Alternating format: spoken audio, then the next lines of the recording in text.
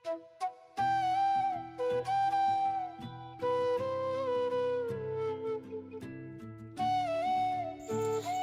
সকাল আমার প্রিয় পরিবার, তোমরা সকলে কেমন আছো? আশা করছি যে যেখান থেকে আমার ব্লগটা দেখছো সকলে ভালো আছো। তোমাদের আশীর্বাদ ভালোবাসা সাথে নিয়ে একটা নতুন ভিডিও শুরু করলাম। তো বন্ধুরা, ঘুমের থেকে উঠেছি, উঠেই দেখো আমি চা খাচ্ছি। আমাকে দেখে মনে হচ্ছে একটা পাগলি মেয়ে।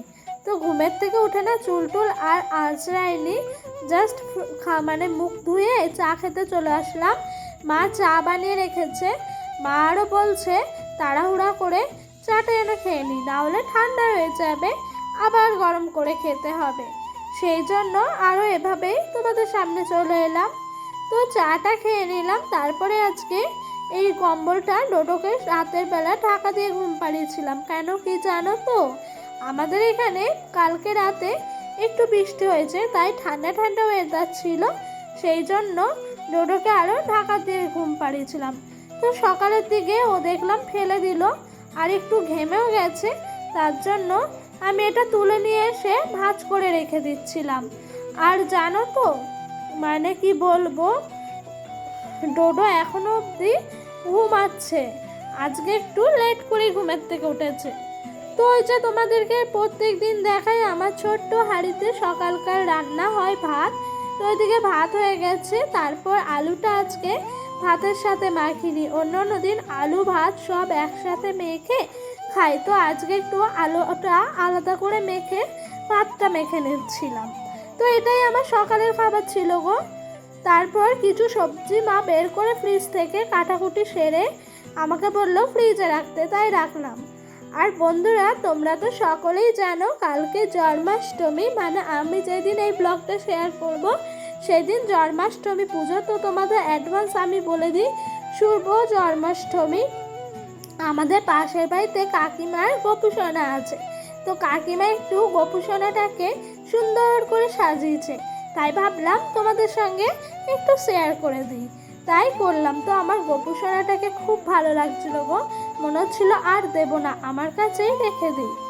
তারপরে না ওইদিকে মা ডোডোর জন্য সব সবজি একেবারে প্রেসার কুকারে সিটি মেরে নিল, আর এদিক দিয়ে আমি মাছ ভাজবো। আজকে মাছের ঝাল রান্না করব, সেই জন্য মাছটা তো ফ্রিজে ছিল, বের করে রাখা হয়েছিল, তাহলে তেলে দিলেই সব ফুটে উঠবে। সেই জন্য মাছটা আমি একটু নুন হলুদ মাখিয়ে নিচ্ছি, দিয়ে কড়াইয়ের মধ্যে দিয়ে দেব।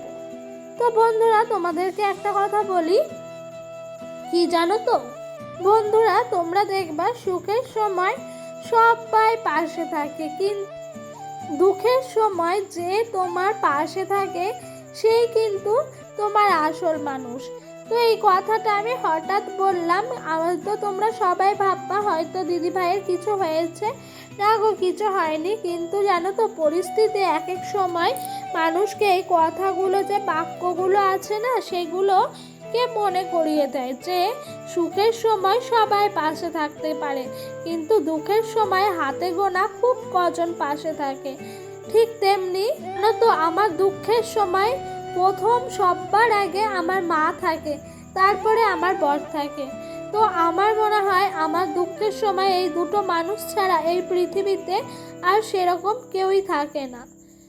তো বন্ধুরা, এগুলো বললাম বলে তোমরা হয়তো কেউ ভেবো না আমার লাইফের সঙ্গে অনেক কিছু হয়েছে, সেরকম কিছু হয়নি গো। আমি জাস্ট আমার এক্সপিরিয়েন্স থেকে তোমাদেরকে এই কথাটা একটু শেয়ার করলাম। তো বন্ধুরা, তোমাদের সঙ্গে গল্প করতে করতে ওইদিকে আমার মাছ ভাজাটা হয়ে গেছে। তারপরে যে তোমাদেরকে আগেই বললাম মাছের ঝাল করব, সেই কারণে পেঁয়াজটা আগে ভালো করে বেরেস্তার মতো লাল করে ভেজে নিচ্ছিলাম, জানো তো। আর মাছ 3 পিস আছে, কালকের জন্য মা আর মাছ আনেনি, কারণ কালকে তো জন্মাষ্টমী পুজো, গোপুসোনাকে মা পুজো দেবে, সেই জন্য মা বলল যে কালকের জন্য আর মাছ আনেনি, একটু নিরামিষই খেতে হবে বাড়িতে। সেই জন্য জানো তো, এই 3 পিস মাছ ছিল বলে আমার মা একটা ডিম সেদ্ধ করে নিল, কারণ রাতের বেলা ডিমের কারিটা থাকলে আমি খাবো, মা তো আর রাতে মাছ ডিম খায় না। তো ওই দেখো, এইদিকে একটা ডিমও দেখতে পাবে তোমরা। এই যে দেখো ডিমটা মা সেদ্ধ করে ভেজে রেখেছিল। আর জানো তো আমি এরকমভাবে আজ প্রথম খেলাম। মা বলছে খেয়ে দেখ, মাছ ডিম একসাথে কারির মতো খেতে কিন্তু খুব সুন্দর হয়। সত্যি মায়ের কথা মতো আজ প্রথম খেলাম, খেতেও অনেক অনেক সুন্দর হয়েছিল। তো বন্ধুরা তোমাদেরকে বলি, যারা এখনও অবধি আমার ব্লগটা দেখছো স্কিপ না করে, তাদেরকে আমার পক্ষ থেকে অনেক অনেক ভালোবাসা গো। আর আমার ভিডিওটা যদি ভালো লেগে থাকে তোমরা এভাবেই পাশে থেকো, তোমাদেরকে পাশে থাকার অনুরোধ করছি আমি। আর যদি ভিডিওটা আরও ভালো লেগে থাকে তাহলে কিন্তু চ্যানেলটা অবশ্যই সাবস্ক্রাইব করে পাশে থাকা বেল বাটনটা প্রেস করে দিও, তাহলে আমার নতুন নতুন ভিডিওগুলো তোমাদের কাছে সবার আগে পৌঁছে যাবে।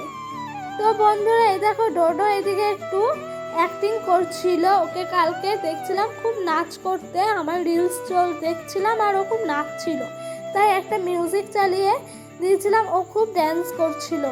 এটা মিউট করে দিয়েছি, না মিউট করলে আরও ভালো লাগতো তোমাদের দেখতে, কারণ কি বলো তো কপিরাইট চলে আসবে ওই ভয়ে। তো এদিকে দেখো হালকা হালকা দুপুরবেলায় বৃষ্টি পড়ছে, আর আকাশের ওয়েদারটা দেখতে সাংঘাতিক প্রকারের ভালো লাগছে, তাই না পেরে তোমাদের সঙ্গে একটু শেয়ার করে দিলাম।